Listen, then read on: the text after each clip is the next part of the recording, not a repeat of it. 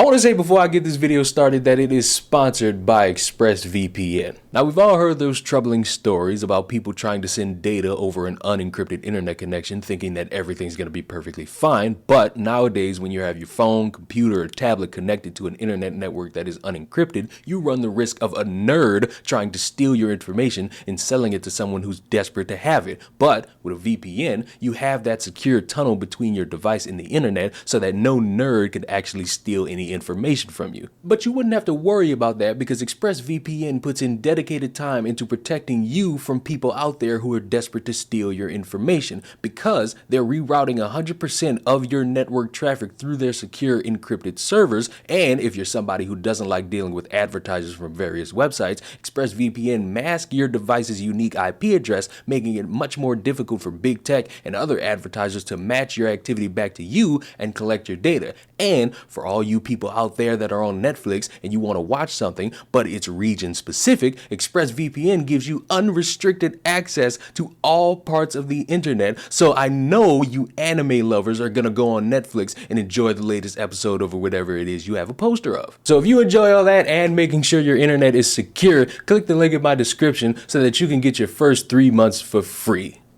I don't care what any of y'all say. If you want to spend your time having all these opinions on the internet, do it. You are free, willing, and capable to do so. You have to understand two things. Number one, someone will see it and they will disagree and they will criticize you. And number two, somebody will want to hold a conversation with you. There will be the caveat that they will say, hey, I would like to have a conversation with you, either in a public setting or a private. Would you like to engage in conversation with me? And they will just sit there and say you're a bigot. They say you're an ist or a phobe, or that you want to tear down some marginalized community. And then there are others who will actually sit down and want to have a conversation with you. Avoid the first option, always engage with the second option, because you can't sit in life and think everything you say is absolutely correct. You can't live in an echo chamber. You can't wake up and say, I came out of the womb and I have been enlightened since my mother let me suck upon the knowledgeable nipple. You have to learn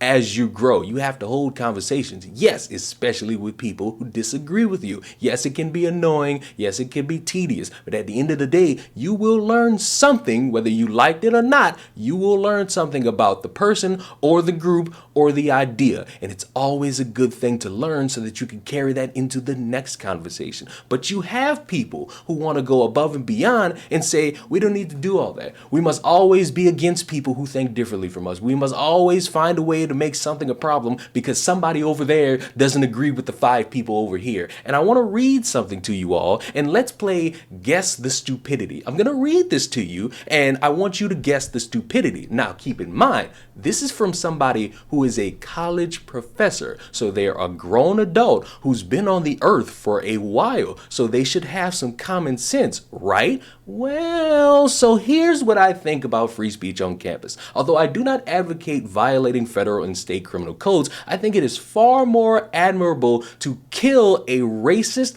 homophobic, or transphobic speaker than it is to shout them down. When right-wing groups invite such speakers to campus, it is precisely because they want to provoke an incident that discredits the left and gives more publicity and validation to these reprehensible views than they could otherwise attain. The protesters get blamed instead of the bigoted speaker. The university administration finds a perfect excuse to side publicly with the racists or the phobes. The national and international press has a field day saying that bigots are the ones being oppressed rather than the people those bigots actually hate being victims of oppression. In short, every time protesters shout down a racist or transphobic speaker, they are indulging in their own moral sense of validity at the expense of actually strengthening the very bigots against whom they are protesting. The exemplary historical figure in this regard is Sholem Schwarzbard, who assassinated the anti-Semitic butcher Simone Petoulier rather than trying to shout him down. Remember that Schwarzbard was acquitted by a jury which found his actions justified. So this grown adult who has been punished for putting this on social media thinks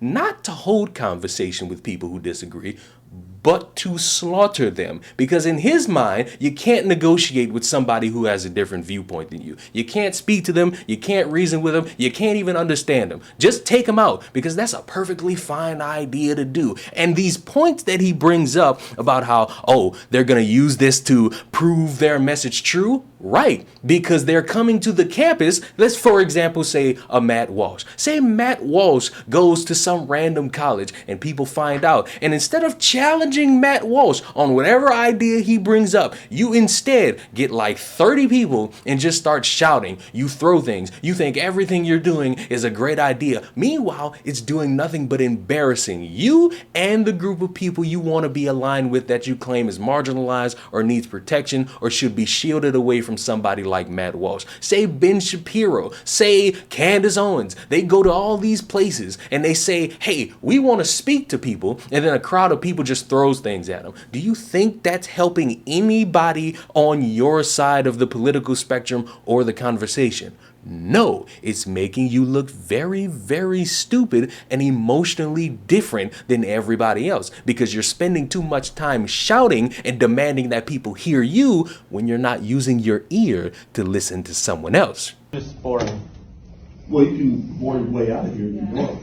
No, I'm here to distract. We're adults, are we not? Are we adults? We just don't support this kind of If you don't support We don't want this me. on our college campuses. You are miseducating the people. But when you come in here, Talking about. You can't. when you come in here and you lie about the way that our society should be, when you come in here and you spread this type of shit, it's what makes these generals bad. It's what causes the things that you're complaining about. Your beliefs actively make the world unsafe for people who are just trying to live in it. That's true. It's not opinion-based. It is fact-based. You can do the research yourself. I promise you that. Aren't you supposed to uplift black voices? Whoa. Isn't that what you're supposed to do? What?